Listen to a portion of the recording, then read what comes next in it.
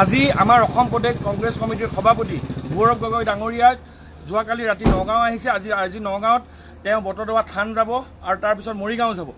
কালি ৰাতি আমি নগাঁওখন আমাৰ ফ্লেগ বেনাৰ দলীয় ফ্লেগ বেনাৰ আমি সজাইছিলোঁ আৰু ৰাতিপুৱা 6টা বজাৰ পৰা নগাঁও মিউনিচিপালিটিয়ে সকলোখিনি খুলি দিয়ে। আমি খবৰ পালোঁ, আমি আহিলোঁ। এয়া দেখা গৈছে যে এইখন গাড়ী আৰু দুখন টোটেল 3খন গাড়ীয়ে তেওঁলোকে খুলিছে। আমি মিউনিচিপালিটিৰ অফিচাৰক আমি ফোন কৰিলোঁ। অফিচাৰে আমাক জনালে যে ইঞ্জিনিয়াৰে আমাক জনালে যে মই নাজানো। তাৰপিছত আমি যিটো এজেঞ্চিয়ে লগাই সেই এজেঞ্চিক আমি সুধিছোঁ, ক'লে। তাৰপিছত আমি মিউনিচিপালিটিৰ যিজন এক্সিকিউটিভ অফিচাৰ, আমি এক্সিকিউটিভ অফিচাৰক সুধিলোঁ। তেওঁ কৈছে যে মই নাজানো। তাৰপিছত আমি মিউনিচিপালিটিৰ অফিচত গ'লোঁ, তেওঁলোকে ক'লে নাজানো। আজি ইয়াত আহি আমি পেলে এইখিনি আমি ইয়াত দেখিছোঁ যে চাওক কেনেকৈ তেওঁলোকে খুলিছে। হয়, তেওঁলোকে বেনাৰ পোষ্টাৰ যেতিয়া ইয়াত লগায়, কি পাৰ্মিশ্যন ভিত্তিত লগায়? তেওঁলোকে এতিয়া পাৰ্মিশ্যনৰ কথা কৈছে যে বেনাৰ পোষ্টাৰ লগাবলৈ পাৰ্মিশ্যন আছিল নে নাই, সেই তেনেকুৱা ধৰণৰ কথা কৈছে। আমি এতিয়া ইয়াত ৰখাইছোঁ, এইখিনি আমাৰ ইয়াত নমাই দিব লাগিব। এয়া চাওক, এখন গাড়ী আৰু এখন গাড়ী। আমাৰ বস্তু নমাই দিয়ক, আমাৰ বস্তু নমাই দিয়ক। নমাই দিয়ক, আমাৰ বস্তু নমাই দিয়ক, আমাৰ পাৰ্মিশ্যন নমাই দিয়ক। আমাৰ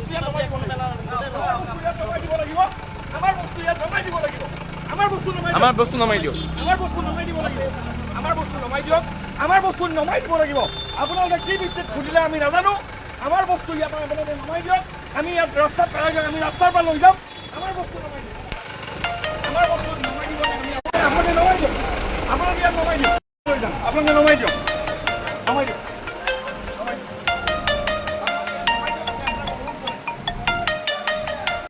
আপোনালোকে নমাই দিয়ক। আমি কোনো আমাৰ বস্তু আপোনালোকে ইয়াত নমাই দিয়ক। দুই গাড়ী মাল, দুই গাড়ী আমাৰ দলীয় পোষ্টাৰ কেনেকৈ খুলি পেলাই ৰাতিপুৱা একো নহয়।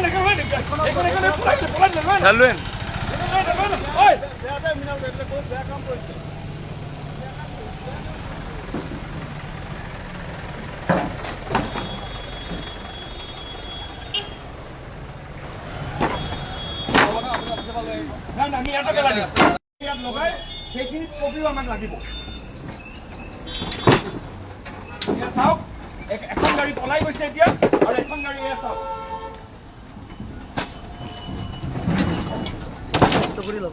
এনেকুৱা ধৰণৰ শাসন ব্যৱস্থা চলি আছে।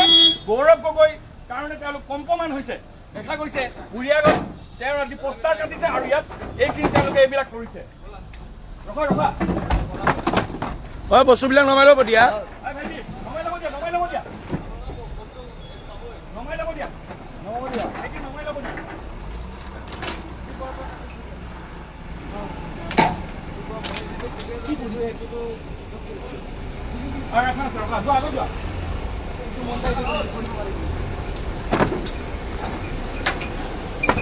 এনেকে ভাবে চৰকাৰ চলিছে। চাওক, এনেকে ভাবে চৰকাৰ চলিছে। দুখন গাড়ীৰে ৰাতিপুৱাৰ পৰা কোনো কথা নাই, বতৰা নাই, তেওঁলোকে খুলিছে। খুলি পেলাই তেনেকুৱা ধৰণৰ তেওঁলোকে কৰিছে।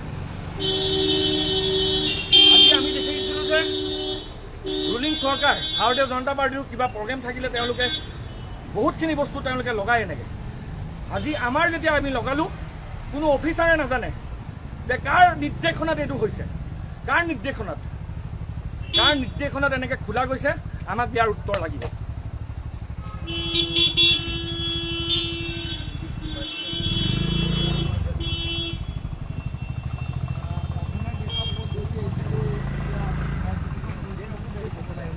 উৰিয়াগাঁৱতো এখন পোষ্টাৰ, পিন্দুৰা সাগৰিকা দলঙৰ কাষত পোষ্টাৰখন ফালি পেলোৱা হৈছে। মুখখন গৌৰৱ গগৈৰ মুখখন কাটি পেলোৱা হৈছে। এই ক্ষেত্ৰত আপুনি কি প্ৰতিক্ৰিয়া প্ৰকাশ কৰিব? চাওক, এইটো এটা প্ৰি প্লেন হৈছে। চাওক, ইখন গাড়ী মিউনিচিপালিটি অফিচত আছে। আমি এতিয়া মিউনিচিপালিটি অফিচত যাম। চাওক, প্ৰি প্লেনভাৱে তেওঁলোকে কৰিছে। তেওঁলোকে ৰাতিপুৱা 6টা বজাৰ পৰা এইটো কাম আৰম্ভ কৰিছে। আমি অফিচাৰক ফোন কৰিছোঁ, অফিচাৰে নাজানো কৈছে। যোনটো এজেঞ্চিয়ে কাম লয় তেওঁলোকক ফোন কৰিছোঁ, তেওঁলোকে নাজানো কৈছে। আজি এইটো আমি জানিবলৈ বাকী নাই যে এইটো ওপৰ মহলাৰ নিৰ্দেশনত হৈছে। গৌৰৱ গগৈ ডাঙৰীয়াৰ দেখিছে যে হাজাৰ হাজাৰ মানুহ লোক ওলাই আহিছে, তাৰ বাবে এইটো কৰিছে। কিন্তু এনেকুৱা ধৰণৰ কাম কৰিব